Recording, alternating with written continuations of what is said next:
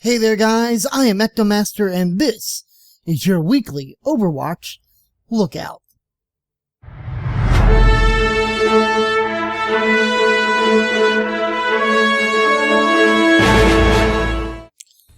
The Overwatch Lookout, where we take a look every week at the heroes and the foes they face from Overwatch.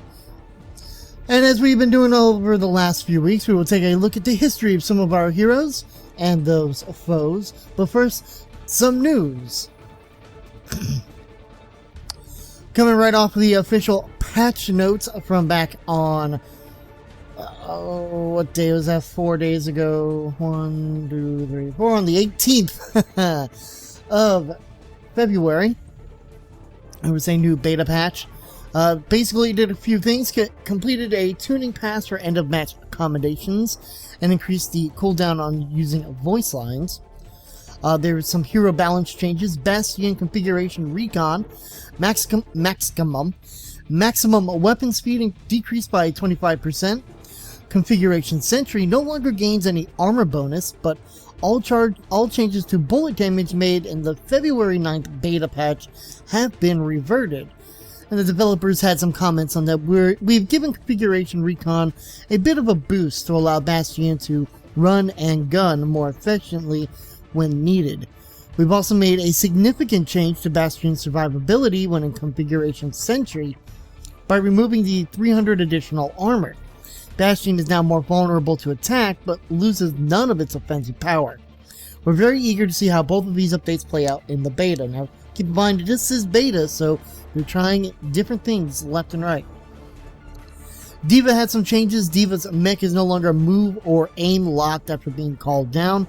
And self-destruct, the ultimate charge, now generates passively when D.Va is dead or her mech is destroyed. And call mech, the ultimate cost decreased by 20%. Comments that they had: the changes we made to how heroes gain ultimate charge in the February 9th beta patch had some unintended side effects for D.Va, making it much harder for her to generate ultimate than before.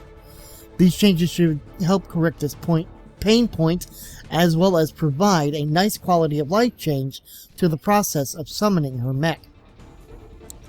Mei, her endothermic blaster alternate fire ammo costs decreased from 50 to 40. The comments: the goal of this small change is to make it so that using Mei's alternate fire doesn't feel like it's compromising her primary fire. And then Mercy, Guardian Angel can no longer target the souls of dead allies. The change we made to Guardian Angel in the February 9th beta patch, allowing the ability to target the souls of dead allies, was intended to help Mercy get to where her resurrect may be the most needed. In practice, this change caused problems. We saw a lot of feedback from players noting that they'd accidentally target a dead ally when they meant to target a living ally, or that they'd target a dead ally thinking it was a living ally initially. As a result, we reverted the original change. And then Torbjorn, the turret bullet damage decreased from 16 to 14, and turret repair amount decreased from 100 to 50 health per swing. The rivet gun maximum ammo decreased from 20 to 18, but the alternate fire also decreased the cost from 5 to 3. Their comments: Torbjorn's turrets currently feel a little too powerful, so to start, we're taking away some of their power, as well as removing Torbjorn's ability to out-repair reasonable incoming damage. Torbjorn's rivet gun is also getting a small boost to allow for more liberal use of his alternate fire when needed. And then there were just a few general bug fixes that we're not going to touch on too much. They did talk to Jeff Kaplan over on PC Games N, and there's some things about some things about the beta access. The last time Jeff launched a beta was Wrath of the Lich King back in 2008. Things were much different back then, and betas weren't, quote, public demos of nearly complete products. The initial beta wave was not mainly streamers getting access. Less than 1% of total invites were to streamers. It was a perception problem. If the community is only angry about not being able to play the beta, Jeff is quite happy knowing that they are only months away from launch. And I am one of those. I'm not in the beta. Would love to get in, but the fact that people are upset that they can't get into beta to play this game just should speak volumes about what they're doing with the game. I think that's really, really cool. Really awesome that they're doing that. There's also some loot and progression that Jeff Kaplan talked upon. Loot, there is no such thing as a random loot system, at least not here at Blizzard. We're very careful about what we do. More content coming, legendary skins for all heroes. Will be, quote, blown away, end quote, by upcoming skins. Purchasing loot boxes isn't an issue with them, as they're also able to be earned in game. They may look into crate waiting to help you get items for characters who play more. Getting nothing for them sucks. And more content will be added to loot boxes over time as long as the community wants it. And I can tell you right now, the original feeling is yes, they want it. Response to the progression system has been good. It's what they were aiming for and then some. They want players focused on winning or losing, not farming objective time or kills. There is concern about the rate at which Mercy can gain medals, so they are talking about how she's not really getting it. Ranked late March or early April is the soonest we'd see Ranked come to the beta test. In regards to the beta, the beta may or may not come down again. They certainly aren't ruling it out. Quote, I think you can expect more players to be invited, end quote. And then some miscellaneous, not finished adding game modes, no plans to sell heroes or maps. Every Blizzard game is to be treated as a life service, no one-offs, and never looking back. Mike Morheim, CEO of Blizzard, said that. And still on track for a spring 2016 launch. Sorry about that, had something go down the wrong throat a little bit. Anyways, Jeff Kaplan also confirmed that March and April will be getting a few new skins. And he talked about ranked matchmaking. They are currently working on ranked. Not certain on if it will make it for launch, and believe it will be very soon after launch. Hoping to test some version of it while beta is still going on, as we just mentioned. They've got two big focuses right now: new players, tutorials, AI, and the hardcore ranked. The current queue system is called a rolling match queue. If no one leaves, you keep playing with the same players. If in the rolling queue things get too one-sided for a few games, it will disband that match. There was also a release on the 16th that showcased a Baby Winston figure pre-order bonus if you pre-order at GameStop. And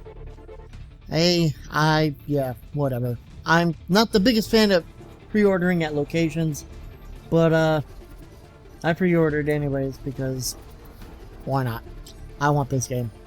Anyways, that is it for news. We're going to take a look at a few of the heroes that are fighting on the battlegrounds. Now, due to a production error, unfortunately, one of the last videos that went out wasn't actually an Overwatch Lookout. It was, well, basically audio from an old beta video.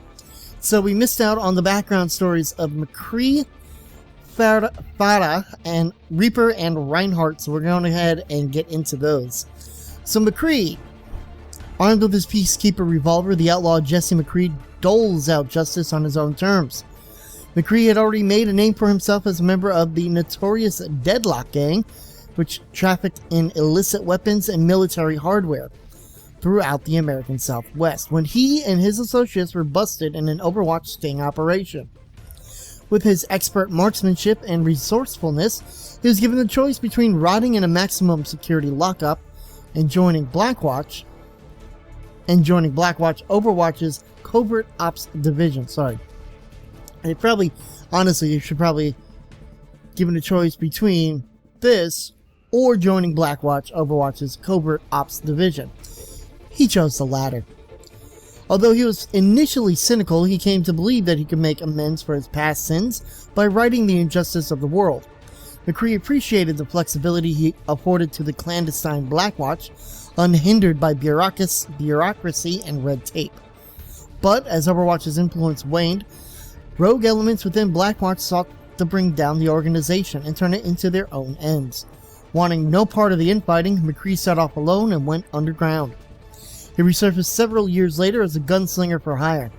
But while McCree's talents are sought after by parties great and small, he fights only for causes he believes are just. Personally, I never really got a chance to play McCree in the beta, but if I get back in, I'm hoping to take a look at him, take a crack at him. We will go over to Farah, or whatever you want to call her. Fariha Amari's commitment to duty runs in her blood. She comes from a long line of highly decorated soldiers and burns with a desire to serve with honor. As a child, Fariha dreamed of following in her mother's footsteps and joining the global peacekeeping force Overwatch. She enlisted in the Egyptian army, and her dogged persistence and tactical prowess caused her to rise up through the officer ranks. She was a courageous leader and earned the loyalty of all who served under her. With her exemplary record, Fariha was well placed to join the ranks of Overwatch, but before she had that opportunity, Overwatch was disbanded. After leaving the army with a commendation for distinguished service, she was offered employment with the Helix Security International, a private security firm contracted to defend the artificial intelligence research facility beneath the Giza Plateau. The top secret facility was touted as vital to the safety of not only the region but countries across the globe. Fariha gladly accepted the choice assignment and received training in the Raptora Mark VI, an experimental combat suit designed for rapid mobility and devastating firepower. Under the call sign of Farah, or whatever you want to call her, she works to safeguard the AI installation. Though she mourns Overwatch's passing, she still dreams of fighting the good fight and making a difference on a global scale. I did play Farah a few times. I did enjoy her. She can be really powerful if used in the right way, and really hard to bring down as well, because she can kind of keep floating and flying a little bit. It's kind of fun. Moving on to Reapers. One I didn't really get a chance to check him out in the beta, but hey, here we go. Some speak of a black-robed terrorist known only as the Reaper. His identity and motives are a mystery. What is known is that where he appears, death follows. The Reaper is an extremely volatile mercenary, a ruthless and remorseless killer responsible for terrorist attacks across the world. He has fought in many armed conflicts in the last decades, showing no loyalty to any cause or organization. Survivors have described a black shadow ghosting unscathed through the most hellish battlefields. The few bodies recovered of those he kills are pale, empty husks drained of life, their cells showing no signs of intense Their cells showing signs of intense degradation. They're using words and just combining them. It's like, I don't think you know what that word means. It is possible that he is a byproduct of failed genetic alteration, which forces his cells to simultaneously decay and regenerate at a hyper-accelerated rate. Those attempting to track his movements have begun to see a pattern in his appearances. They believe Reaper is hunting former Overwatch agents and systematically eliminating them. So he's kind of like Deadpool. You know, he's got cancer, and his cells are attacking the cancer as fast as they can reproduce. He's dying and living at the same time. The last one is Reinhardt, and he is a tank, and I didn't get a chance to really play him either. Reinhardt Wilhelm styles himself as a champion of a bygone age, who lives by the knightly codes of valor, justice, and courage. Over 30 years ago, Overwatch was founded to counter the threat of the robot uprisings around the world. Reinhardt, a highly decorated German soldier, was inducted as part of the original Overwatch strike team that put an end to the Omnic crisis. After the conflict's resolution, Overwatch grew into a global institution, keeping the peace in a war-torn world. Reinhardt proved himself to be one of its most stalwart champions. Reinhardt's unique ethics and larger-than-life persona earned the admiration of his peers and superiors alike. Never afraid to speak his mind, he was Overwatch's most vocal supporter and, when necessary, its harshest critic, providing a constant reminder that Overwatch was meant to be a force for good. Having served into his late 50s, Reinhardt was faced with mandatory retirement from combat situations. Despondent about being removed from active duty, Reinhardt feared that his days of purpose and glory had ended. As times grew darker and Overwatch came under suspicion of corruption and sedation, Reinhardt could only watch as the cause he had dedicated his life to defending surrendered in disgrace. Though Overwatch was eventually disbanded, Reinhardt was not content to sit idly by while the world fell to disorder. Once again, donning his Crusader armor, he has vowed to fight for justice across Europe like a knight of old, defending the innocent and winning hearts and minds with the promise of better days to come. That is all for us this week with the Overwatch Lookout. I want to thank you all for watching, and of course, be on the lookout for anything with Overwatch. I will see you next time.